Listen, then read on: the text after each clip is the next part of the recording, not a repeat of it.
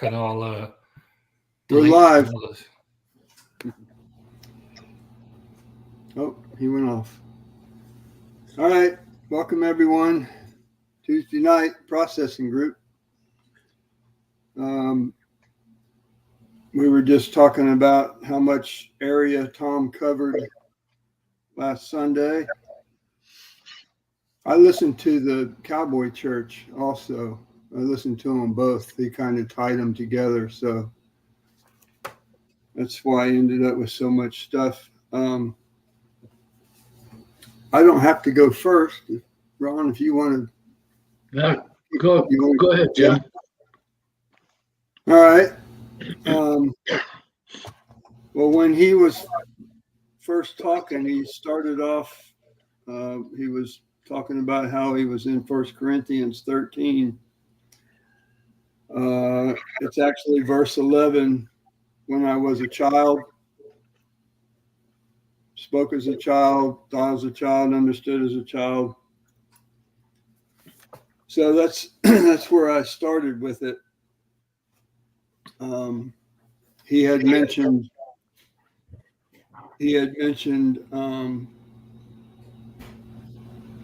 well, of course, he ends up in Philippians chapter 3, but he was talking about how, well, let me just start with when I was a child, because that was the first thing the Lord hit me with. So I looked it up on computer, and I punched in, what does when I was a child mean? And the definition was, when I was a child usually refers to early age, time of life between infancy and 10 years old, when immediate adult supervision was required. So then the Lord told me that in the beginning, when we're baby Christians, we need immediate adult supervision. There's always someone around. Like you've probably heard people say, you might be the only Jesus so-and-so sees or whatever. So those that are mature end up kind of being mentors of the kids that are growing up. As far as support and encouragement and all that. So the Lord said to me that there's a lot of us, and he used me as an example because I'm guilty. There's a lot of us that have been hanging out in the church, constantly wanting to be fed,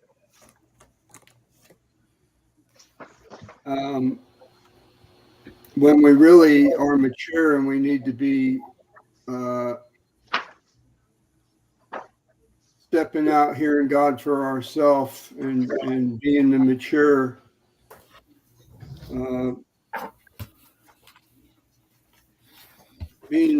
person He's made us to be.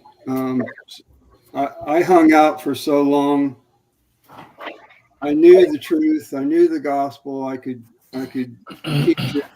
I was preaching it. I was living it. But I didn't. I just hung out and just went with the flow with everybody else because I didn't want the responsibility that comes with maturity. If I can just hang out and let somebody else do it, that's what I did. And I think we're all experiencing that now with John being gone.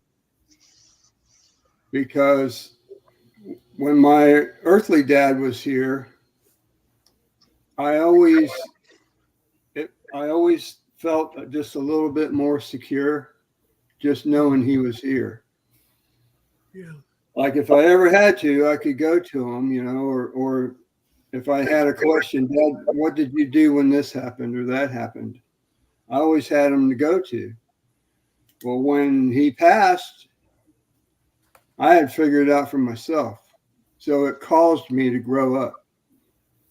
So by John Glenn passing, a lot of us that were just hanging out, going with the flow, it's caused us to grow up. We already knew we needed to be doing it. We just weren't. That was me. So anyway, that's where he went with that. So then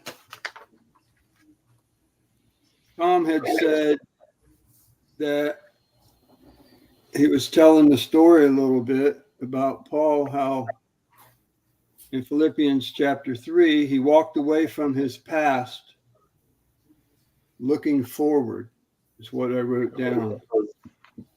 And I thought that was so good because now I'm applying it to myself and my own experience. That's pretty much what I have done.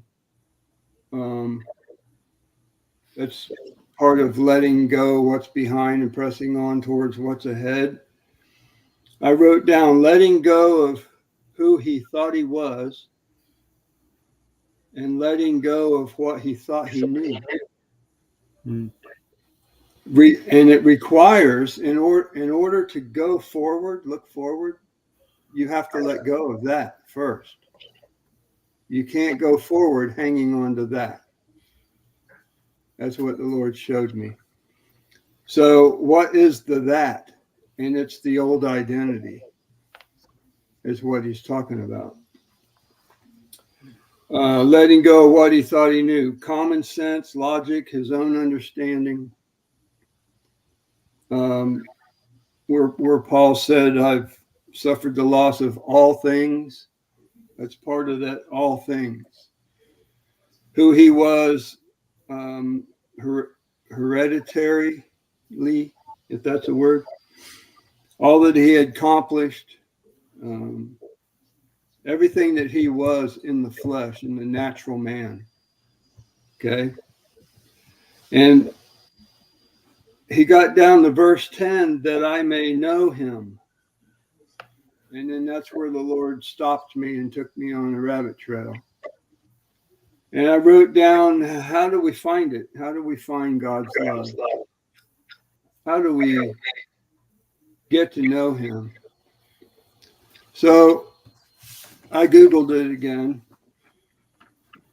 It says, when Paul said, I may know him, he meant that he wanted to have a close personal relationship with Jesus Christ. Know him experientially. Paul wanted to know Jesus more than just intellectually. He wanted to connect with Jesus on a relational level. Share in his sufferings. Paul wanted to share in Jesus' suffering, even if it meant death. He believed that this was part of experiencing a close relationship with Jesus. And it reminds me of step 3, when we surrender our will and our life over. You surrender your life, you're basically saying, do with me whatever you want. Or whatever you have planned for me, whatever is your perfect will, let's do that. And you take your hand, you're not in control of your life at all. You've completely surrendered it. Know the power of his resurrection. Paul wanted to know the life. Yeah, this one's really good. Paul wanted to know the life energy that raised Jesus from the dead. He believed that this power could also raise him up. He wanted to know the life energy that raises Jesus from the dead. Life energy. I thought it was really good. Count everything as loss. Paul was willing to lose everything for the sake of knowing Christ. He considered everything else to be worthless compared to knowing Christ, personal and intimately, right? Having a personal knowledge of Christ. Paul wanted to know Christ intimately and personally.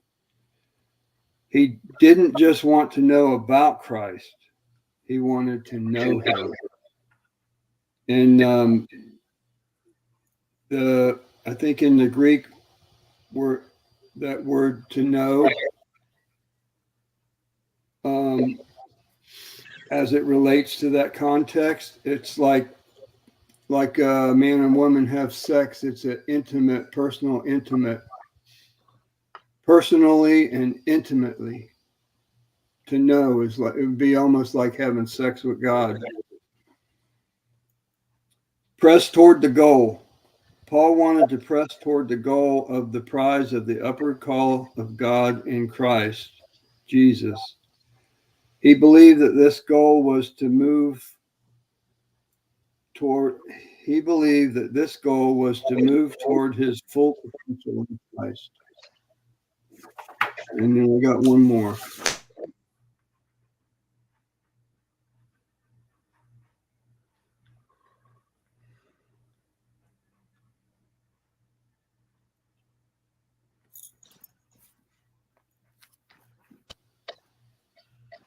Hi, you're back. Yeah, can you hear me? Yeah. I had just lost everybody. That was weird. You were just frozen.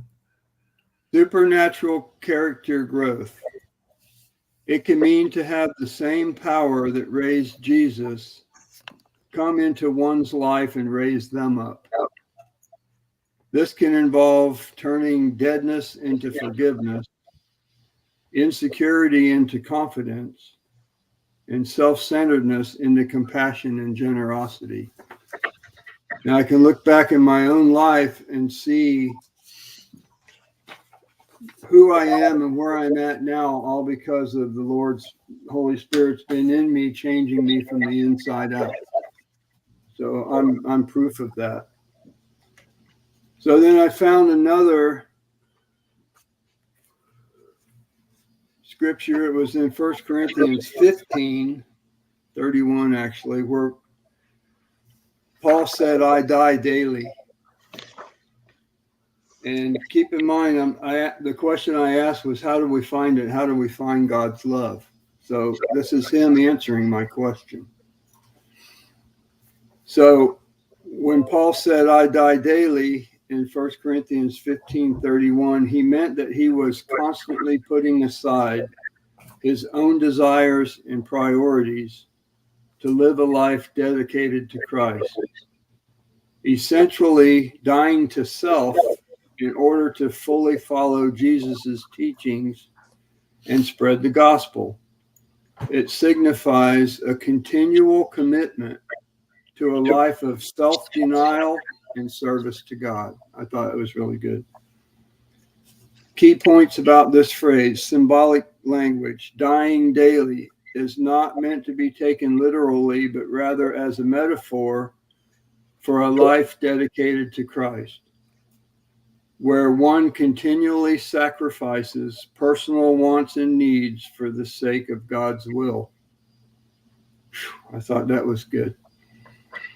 Connection to Jesus's teachings. This concept aligns with Jesus's words, if anyone would come after me, let him deny himself and take up his cross and follow me.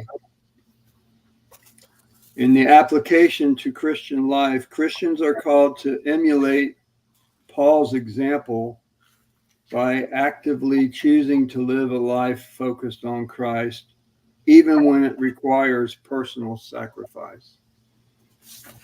And I thought, oh, that was pretty good. So I got one more thing that I looked up, and it was because I asked Google, how do you get to know someone more intimately? I asked it, how do you get to know God more intimately? And it said it couldn't respond to that one. So I just said, how do you get to know someone? Okay. So communicate was the first thing. And when I read these, it's going to, like appreciate your partner. Well, just say your partner is God. You just got to put him in here. Okay. And it applies the same way. So communicate, which is the first thing that happened with me and God that started getting me closer and tighter and more intimate and personal.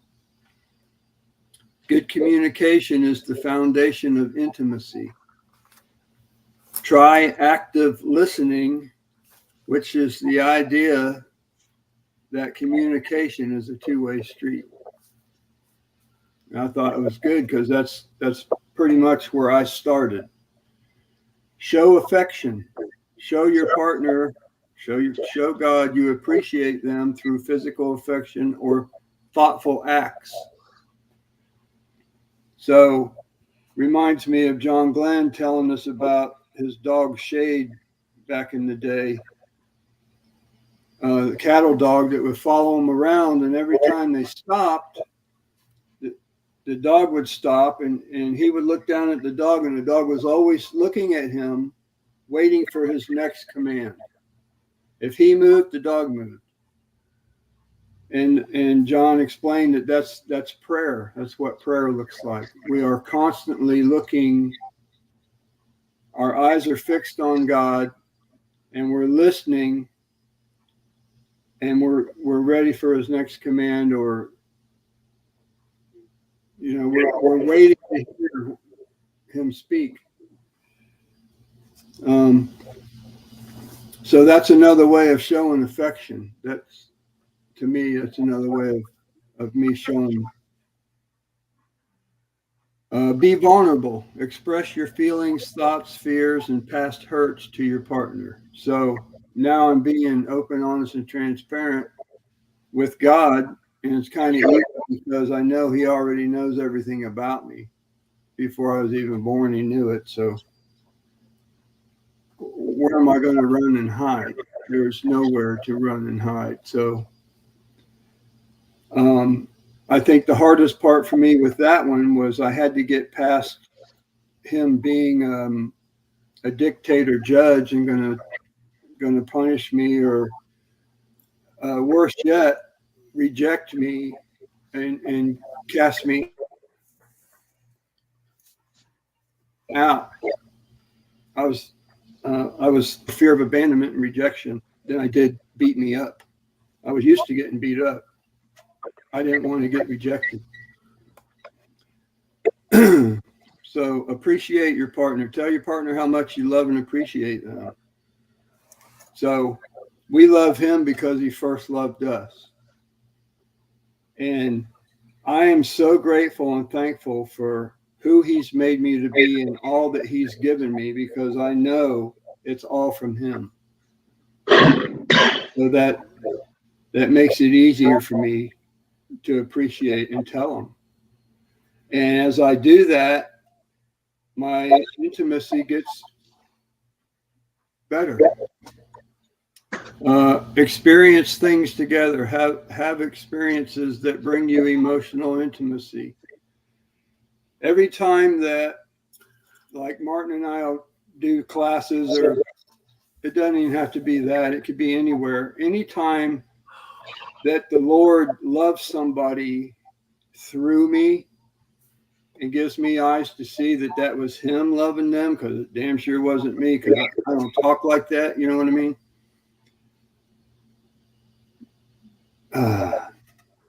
That gives me emotional intimacy. I feel his joy. I don't know how to explain it. But it's every time that he shows up and loves somebody else through me, I feel good. It gives me an enhanced sense of worth as a person. Set aside time, make time for each other, and unplug to focus on each other. That's another biggie.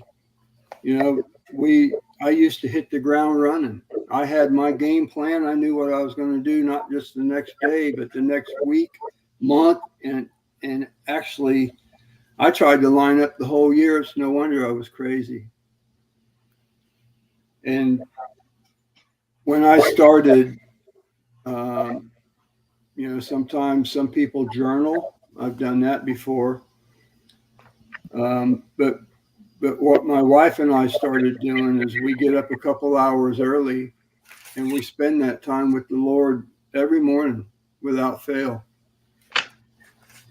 Now, yesterday morning, a bunch of family members had to go to North Carolina. She's got family there that that got caught in all the floods and stuff. I mean, it's a wreck there. So a bunch of them loaded up a trailer with fuel and food, a bunch of whatever everybody needed, chainsaws and she had to get up early to go help. I had my class, so I didn't go with her. So it got caught short yesterday, but usually without fail, we have our quiet time in the morning, and I can't think of a better way to start a day. And the other one is talk about intimacy. Discuss what intimacy means to you, and then it's being vulnerable with God. And I think for me,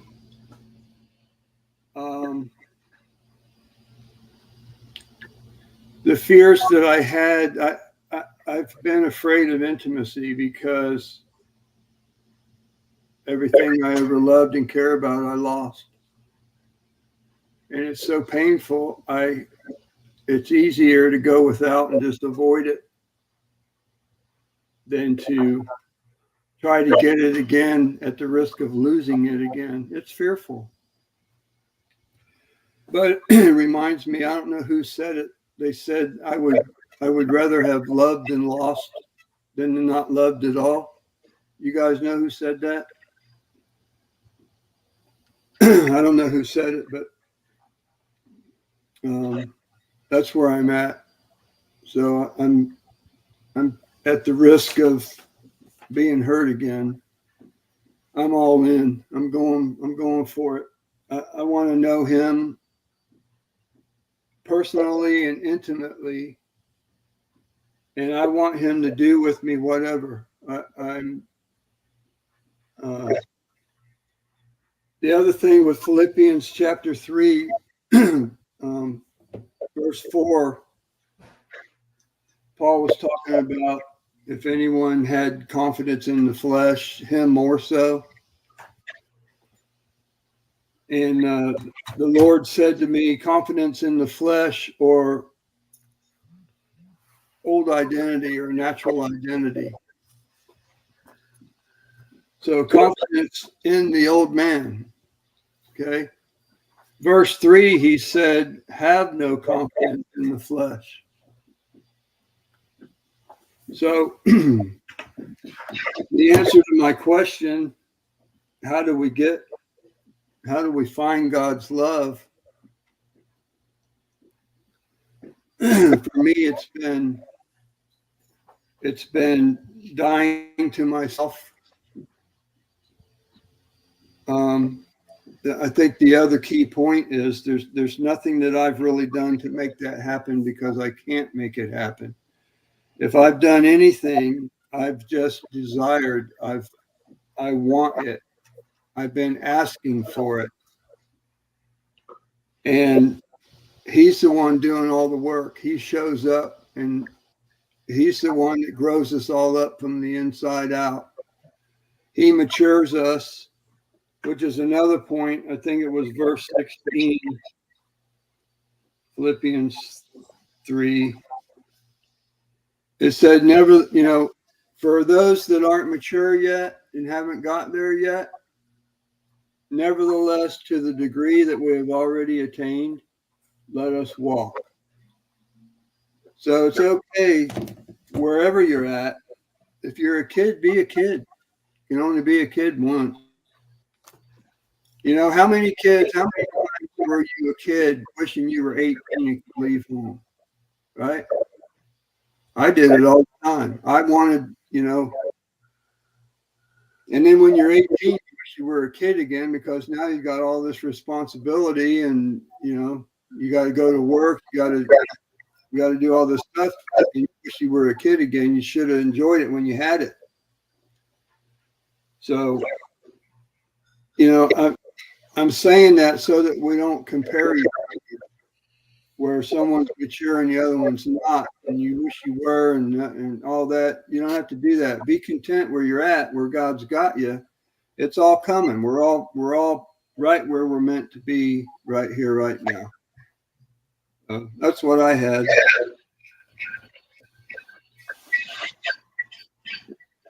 Tom, you went all over the place. You had so much information. It was like, where do you even start? So, but that's where the Lord took me. Yeah, sorry about that. I get to connecting the dots sometimes, and I move pretty fast. And It was good. I went to places that I didn't anticipate going. So that was the Lord's doing. That was good stuff, Jim. Appreciate that.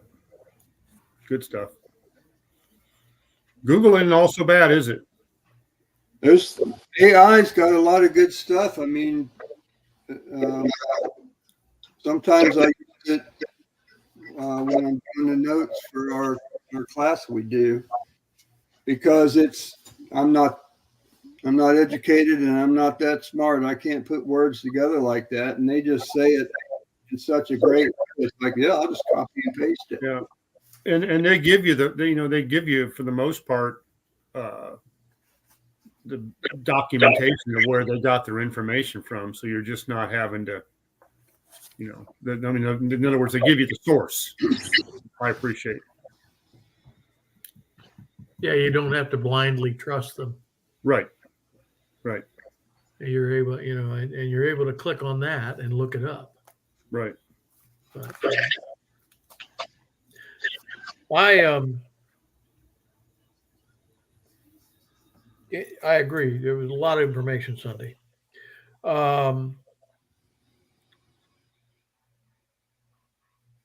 As I went through my notes, and the one thing that really hit me was verse 14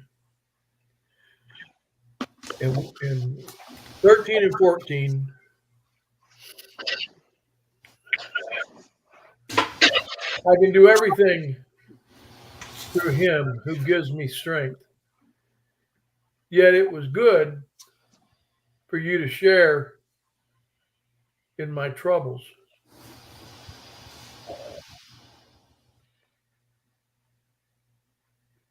And I find that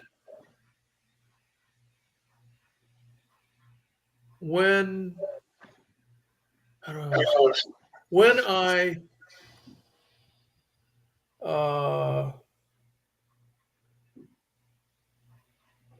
don't just, when I exercise my faith and don't just talk it, my note was do. Not with words, do. No, just go do it. And I'll never forget the first time I heard John say, and if all else fails, speak. And I mean, it was just plain as day. Live it. Talk's cheap. Anybody can talk the part. I mean, and if you've been around long enough, you pretty well, to use my initials, you pretty well pick up on the BS pretty quick. But it's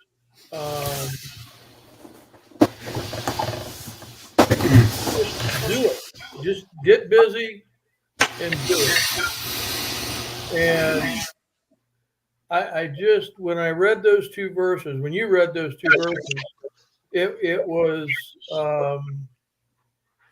not that I'm so good. I forget the past and embrace the future because I can let it go now. Realistically, it no longer exists. I mean, as far as God's concerned, in my little pea brain, yeah, it's still there. We all remember our past, but I can't tell you how many times I look at people and tell them, look, I don't care what you did. I care about your tomorrow. What are you going to do tomorrow? Because yesterday you can't do anything about. 5 minutes ago you can't do anything about. And tomorrow you think you can do something about it. Where are you going to get that strength from? Where are you going to change it? How are you going to do that? And so much of my life is white knuckling it. And then when I realize that I'm just biting at the bit for some reality, I finally give up and say, okay, God, what are we trying to do here? What do you want me to do? And isn't it funny, that statement? Not what do you want me to say? What do you want me to do? That's what we say. We look at God and go, what do you want me to do? I don't understand. And that right there tells us, in and of itself, and I'm the world's worst. I go on and on and on. A lot of words. And I catch myself and I'm thinking, shut up. Let it go.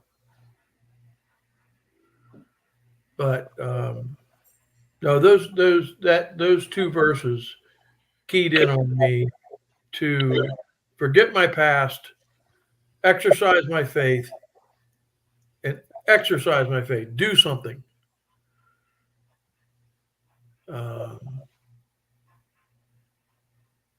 And that's what I got.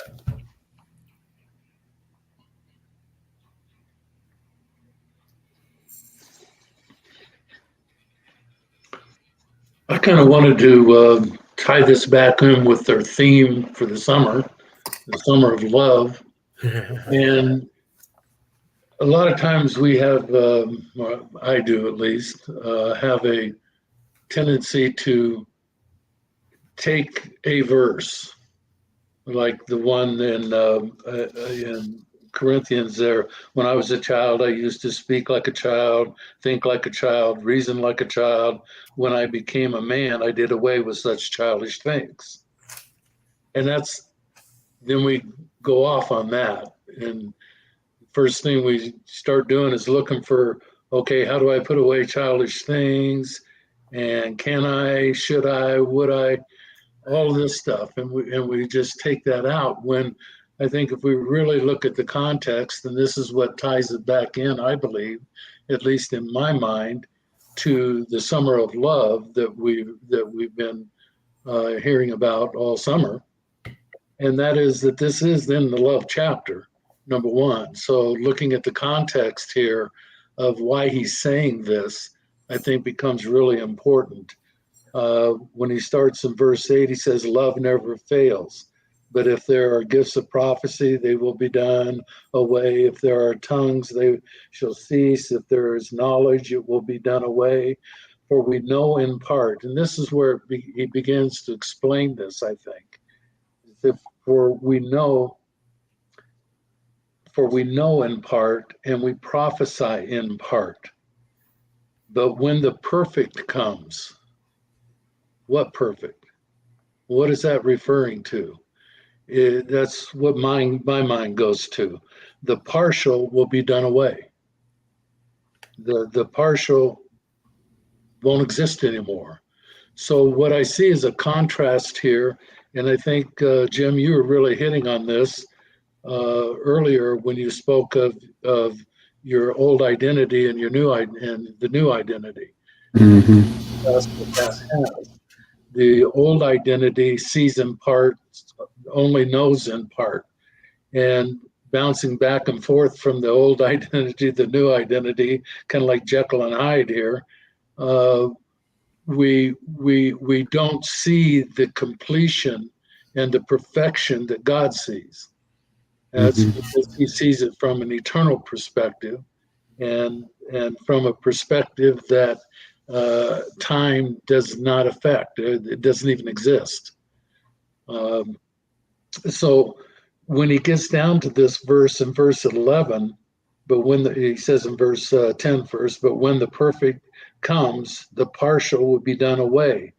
When I was a child, when I was this infant, I used to speak like a child and think like a child, reason like a child. But when I became a man, I did away with childish things. What I think he's alluding to here, and saying, bring it out in the next couple of verses even better, I think, is he's referring to when I was a child, living, when I was an infant, as the Greek puts it.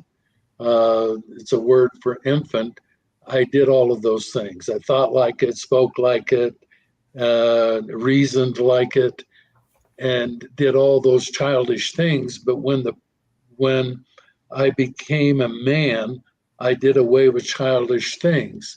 I think the man is referring to the new nature. When I became mature in Christ, when I became perfect in Christ, the new nature, the new being that he made you to be. When I became that, then all the other stuff, he doesn't, Mhm. a little more emphatic about that. He says, I abolished it. I didn't put it away, I abolished it, is what the Greek word means there. And so I'm not counting on that fact anymore. I'm not counting on my reasoning and all that conditioning that I was receiving from infanthood all the way up until the perfect came, until I became perfect in God's eyes, not on my own merit, but because of what Christ did for me. And Yes. and when in verse 12 he goes on, he says, because, or for, now we see in a mirror dimly, but then face to face. We don't see that perfection that he's made us to be. We don't see that clearly at this point. And that's an ongoing thing that God has to reveal to us. And that's the maturity aspect of that. Back when we talked about it a little bit last week, when he said, be perfect even as your Father in heaven is perfect. That's the perfect, I think, that Paul's talking about here. I think that's the new identity he's made us to be, is perfect. It's mature. It's complete. It's all of those things. But now we're looking through a mirror dimly, but then face to face. Again, the way the Greek puts that is really interesting, because it uses the word. See if I can find it back here real quick. He says, when that which is perfect things come, the part will be done away, or will be abolished. When I was an infant, I spoke as an infant. I thought as an infant. I reckoned as an infant. When I have become a man, I have abolished things of the infant. We see, for we see yet through a mirror in a riddle. A riddle is really, I mean, that was an interesting word in translation to me. And a riddle is something that is said, but I have to really look at it to understand it. I mean, have you been given riddles by your kids, your grandkids yet, Tom? that will, or do you give them riddles that they can't understand and they can't put it together? I can't think of one offhand right now, but a riddle is a story. But how did that happen? That's the question. How did the answer may be real simple, but we don't understand it as a child. And so anyway, I thought that was an interesting take on that word that they translated here as an infant. I thought as an infant, and I reckoned as an infant, and I have become a man. I have put the things of the infant for, or because we see through a mirror as in a riddle. It's like a riddle. We're looking at our new identity, but how can that be? How can that be? Did I die with Christ? I'm still alive. I would have known it if he had nailed me to a cross, right? Or if I've been raised from the dead. I don't have any experience of that. I do more of the real life, being raised with the dead, than I do dying daily to Christ, with Christ. But we will one day see face to face and know even as we are known. And I will fully know as also I was, past tense, fully known. But now remains faith, hope, and love. These three, and the greater of these is love. And that going back to what God loved us so much that this is what he's done for us. We struggle with seeing what God's done with us. But it's like this going back to the prophecy concept and the way that Paul tied that into this at the very beginning is the prophecy is speaking what God is doing. Even the prophets, Old Testament, that God told him what he's doing or what he's going to do and what he's in the process of doing. He told the prophets that, and the prophets would tell the people. And that's kind of the same position we're in here, is speaking what he is doing or has done or is going to do. And again, we have to put it in time because we're so stuck in time, past, present, and future. But with him, it's all he's been doing it and is still doing it, even today. So this to me, and that's why it all comes back to this summer of love to me, in that that's how much he loved us. He did all of this in spite of us, not because of us, not because of what we've done. It's all about what he has done for us. And to share this with someone else saying, look, he loves you the same as he loves me. You know, he's done this for you just like he's done it for me. To share that is really sharing the love of God. And that's why it's the greatest of all of these things. He told me, that was awesome. He told me, that's verse 13, abide, faith, hope, and love, these three, but the greatest of these is love. He said, faith and hope benefit self. Love benefits others. That's why it's the greatest. It's a good point. Faith and hope is good for us. You got to have it, or you won't have love. But the love benefits others.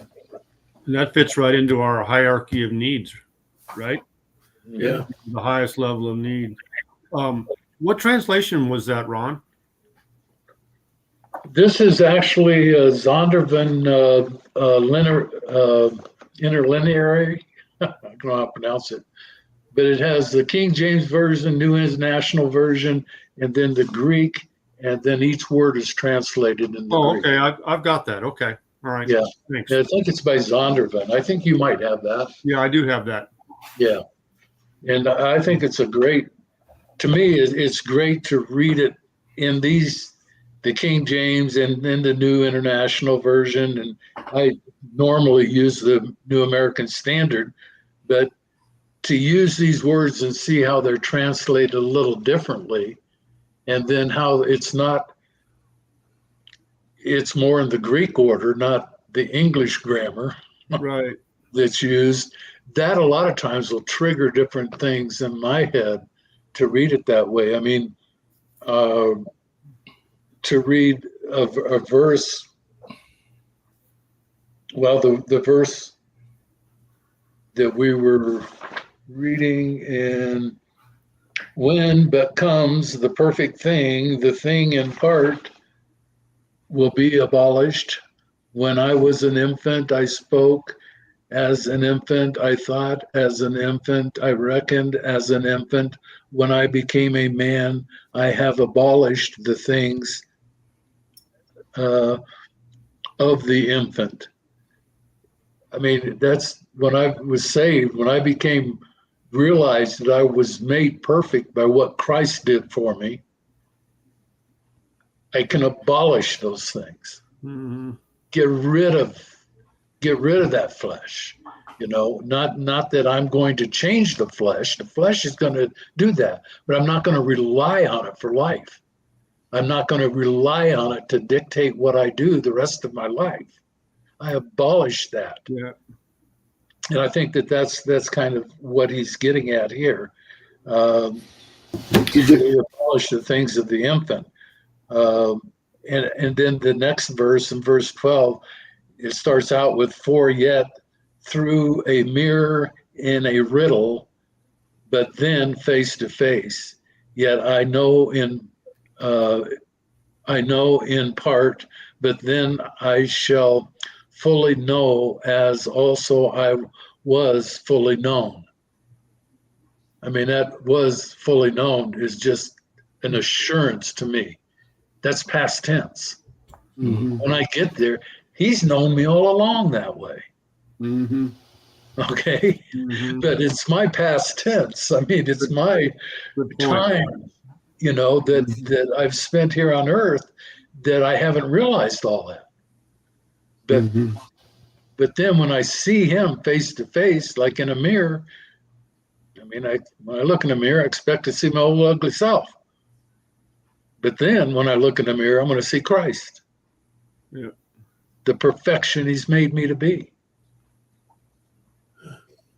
So anyway, that's why I use that. I really like that, especially when it comes to a troublesome passage that, man, I'm just not getting this. What's going on, Lord? Yeah. No, I've done that as well. And it's interesting, too, because like you say, sometimes they'll have the grammar backwards to what is customary for us. But when you read it, it shakes things loose. Yeah. And often, too, some of the words, some of the English words or some of the Greek words are actually translated to English phrases.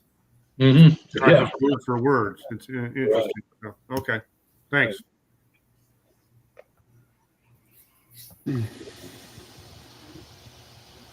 Who's up? I don't think there's anything left to say. I mean, you guys, I'm just sitting there. I think I'm going to move over to the right of the screen and just make a comment. Yeah, I agree. You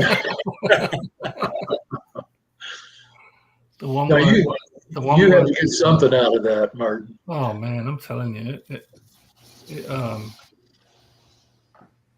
the one thing that jumped off it sounds like we're having some feedback. Are you having that, or is that just me? Oh, no, I'm getting it. I'm getting it too. Let me. Yeah, I hear it also. I'll tell you what. Why don't everybody mute? Everybody what? Mute. There we go. In Philippians 3:11 and 12, where it talks about being apprehended. Let's just say I've been apprehended in my past, and we'll just leave that there. And that was, I got apprehended by the police, and I wasn't guilty. I was just caught. Now, they apprehended me and threw me in a cell. Some car had got stolen, and I looked like the person that stole it. But the whole word to apprehend, where he's talking about, he's just finished basically saying what Jim said in the beginning. If you go back and read it, when what Jim said and finished with is what he prayed. I want to go after Christ and nothing else. But then he starts talking about how he was apprehended and he had nothing to do with it. Kind of lines up with what Jim was saying about, God's love. And it confirms for me, like I say, I really don't have much to say because you've all said it. It's about God doing for us what we can't do for ourselves. You know, the beauty of sitting here and listening to you lot is looking at the transparency of all of you. Don't take that for granted. You know, we're in a world of projection and denial, and listening to you all bare your souls on the internet. You know, like Tom says, it's too late now. It's down forever. You know, man, that's refreshing to me. That is so refreshing to me. You know, we don't have our shit together. We're clinging on for dear life, trying to believe the gospel for ourselves. And this is where we're at so far. Thanks for joining us. See you next week. You know, because that's walking it out. That's believing the gospel. You know, when that verse where it talks about look forward and stop looking back, that's huge. That's huge. But we can't do that. We can want to do it, but we can't do it because our conditioning is so performance orientated. And if you get into the wrong church or religious organization, you're just going to put a religious veneer on what you've already started. And that's what I'm saying with you guys. Walking in the light, as John said in the past, is believing who you are, but being honest about your flesh, snitching on the flesh that the Lord raises up, not walking out around in denial. He's not calling us to denial there. He's calling us to maturity. Focus on the truth. Believe who you are. Bill, you said, what do I do? What you do is like James said, faith without works is dead. Well, what's the works? Believe in the gospel for yourself. Wanting to believe the gospel for yourself. Because sometimes in my life, all that is a desire in my head. There's nothing else I can do. You know, the paralysis is set in, or whatever it is, the fear, the guilt, the shame, and I can't get out of it. You know? Well, it's like what we say with Ephesians 2:8 and 9, where faith is a gift from God. Right. I think that believing the truth is a gift from God. Absolutely. It's something I can't do. I can't even believe it on my own. No. We weren't designed to, otherwise we wouldn't need a savior. Yeah. You know, but from a world standpoint, from a world's point of view, what you guys said tonight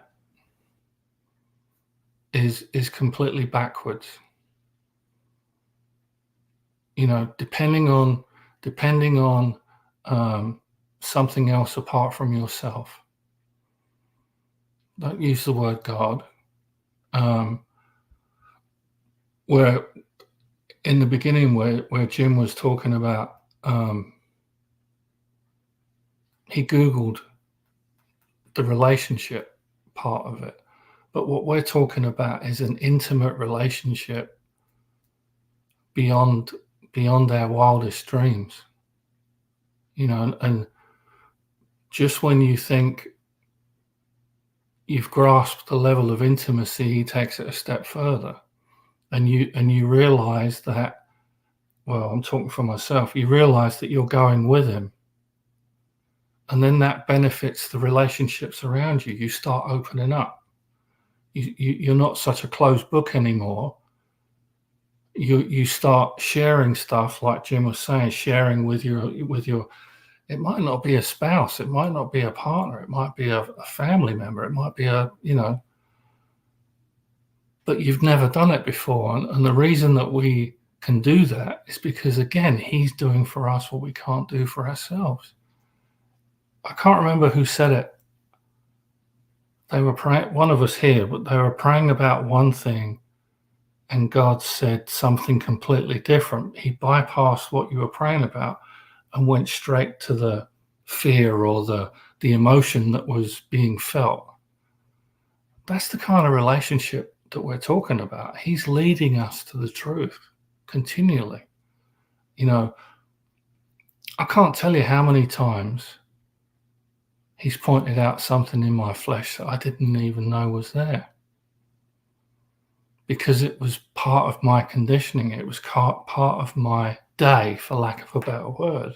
And until he showed me that it was baggage that I brought into this relationship with him, I didn't even know it was there. You know, but that's the level of intimacy that we're talking about here. So in that apprehension, this is, you know, he came after us first. He apprehended us first. He didn't care what kind of condition we were in, because he knew, like you said, Ron, he knows the end in the beginning. He's got the eternal perspective. So he's going after us. He's going after everybody watching, knowing who they are. And I think, you know, for part of that verse where it talks about looking in the mirror dimly, when we see him, there will be no mirror. He's talking about what we're getting on with now. This is just my interpretation. He's showing us who we are through the word, which is the mirror. It's showing us the Christ in us, this new person that he's made us to be. And then when we go home and we're face to face with him, it'll just be, it's almost like, I'm trying to think of an example.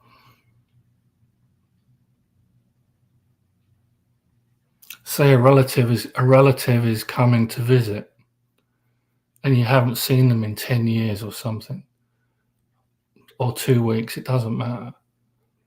And you remember the last time that you were with them, and you get that excited feeling inside of you. And you know, the closer you get to the house, which is where they are, you get more excited and more memories come up, and I wonder how they're doing and all this stuff. Well, then you walk through the front door and into the living room where they're sitting on the couch, and it becomes a reality. Does that make sense? It's like the dimness is because we're here. When we go to heaven, it's going to be a 1080, better than that. You know, we'll hear his voice no matter what. There'll be no fear. Nothing will get in the way. There will be no enemy, because we'll be home. There is no dimness. There is no. It's cool. Anyway. Let me spring off of that. Go for it. I keep seeing Tarzan's rope swings, and we're hanging there, right? Yeah. I'm looking back at the years that I spent. Okay, you read the word, you meet John Glenn and Alpha Ministries and all you guys, and everybody's telling me who God says he's made me to be. I'm reading who God says he's made me to be, and I'm hoping like hell that it's true, because I want it to be true, and I want that.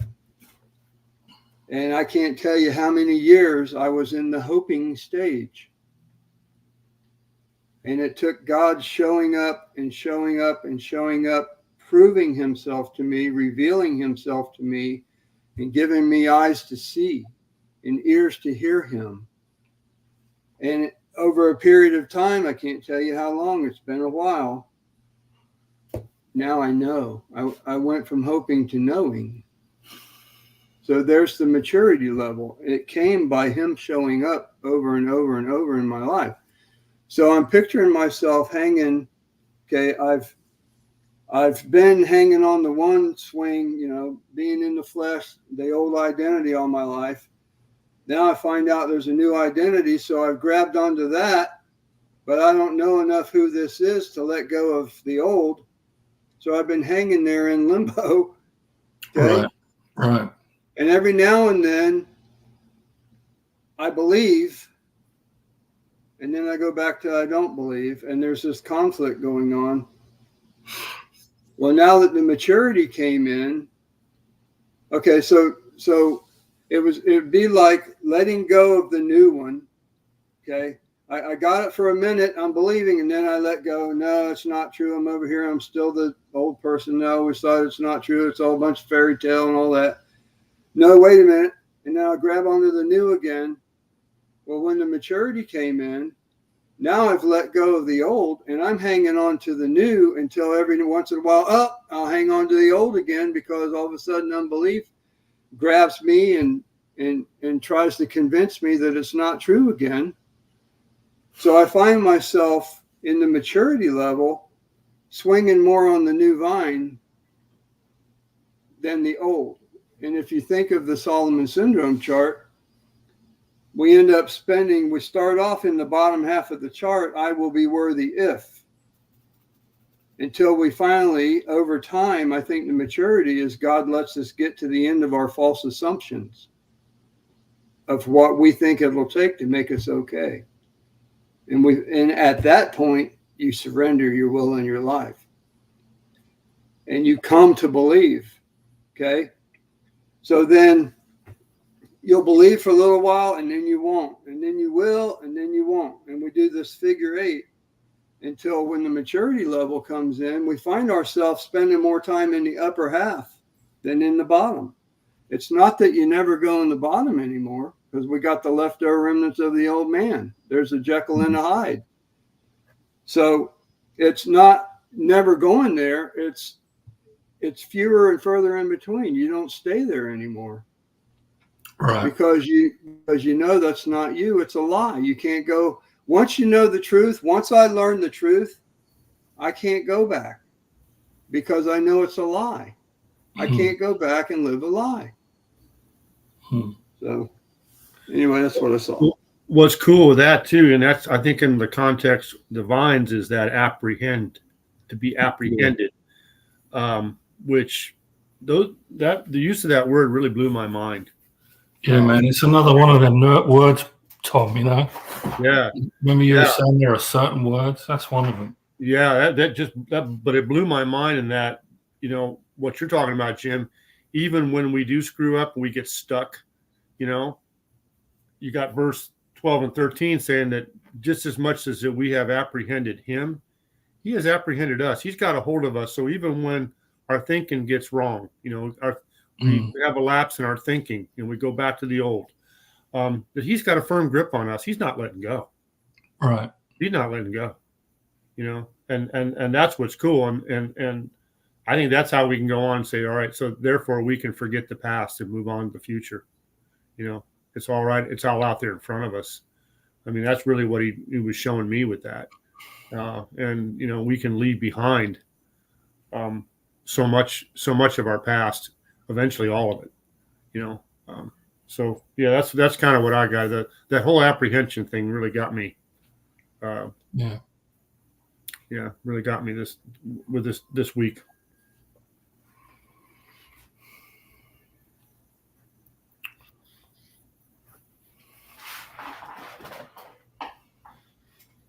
That was verse 13. Yeah. 12 and 13. Yeah. Kind of as a composite.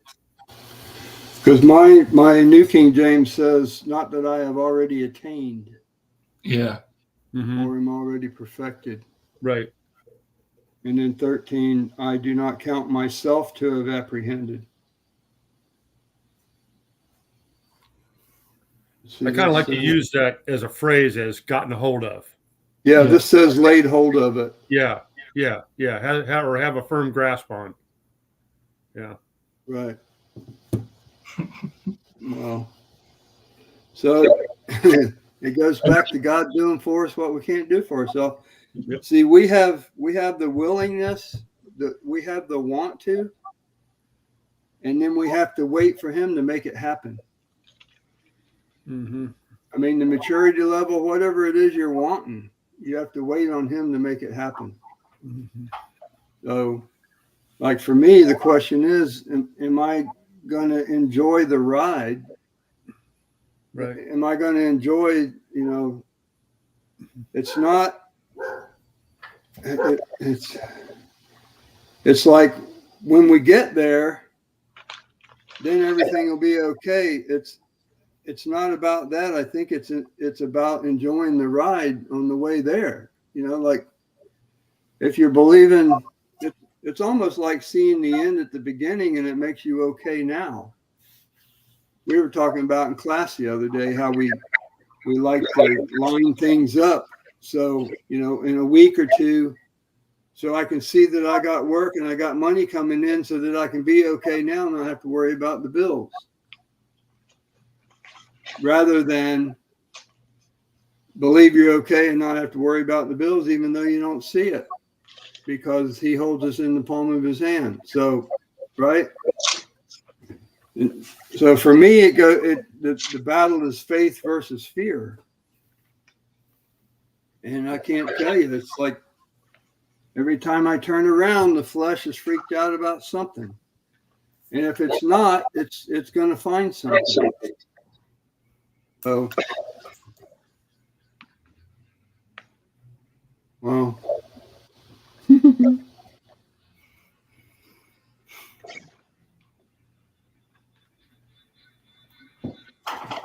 good class.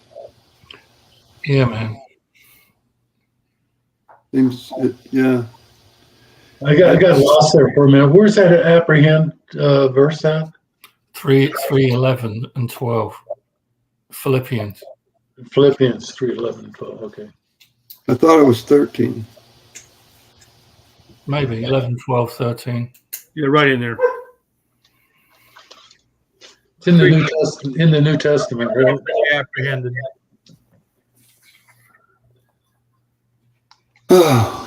It's funny that the word apprehended being used, and I forget what you said, Tom, but it was only used, 3 times or? I looked on my Bible app. Yeah. In my Bible app's a King James version. Right. And I looked up, I came across, I said, man, how many times is that word used in the Bible? And in the New Testament, there was only 2 uses, and that was in the book of Acts with respect to being arrested, like Martin was referring to. Right. And then the only other 2 uses were right there in Philippians chapter 3. Well, I find it funny, and I'm looking in my Schofield Bible, and he has like notes on everything that's an odd. Everything that's odd, he has a note on, and unless I'm missing it, there's not one note on that word. Yeah. I just find that odd because it's such an odd word to use.